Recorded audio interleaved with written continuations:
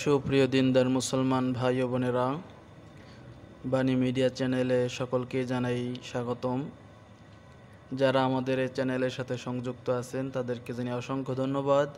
আর যারা এখনও আমাদের চ্যানেলটিকে সাবস্ক্রাইব করেননি তাদেরকে অনুরোধ রইল আপনারাও আমাদের এই চ্যানেলটি সাবস্ক্রাইব করে সাথে থাকবেন, পাশে থাকবেন। আমাদের এই চ্যানেলে নিত্য নতুন প্রতিনিয়ত ইসলামিক দোয়া কালাম এবং মাসআইল দেয়া হয়ে থাকে। সুপ্রিয় বন্ধুরা, আজকের আমরা এই ভিডিওটির মাধ্যমে জাহান্নাম হতে মুক্তি এবং ক্ষমা চাওয়ার দোয়া শিক্ষা করব ইনশাআল্লাহ।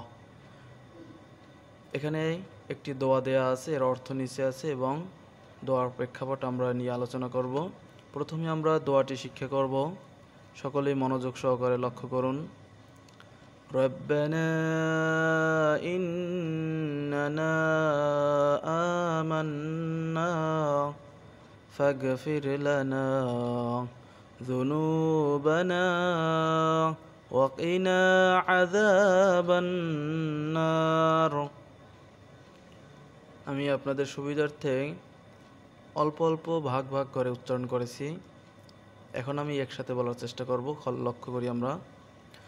ربنا إننا آمنا فاغفر لنا ذنوبنا وقنا عذاب النار।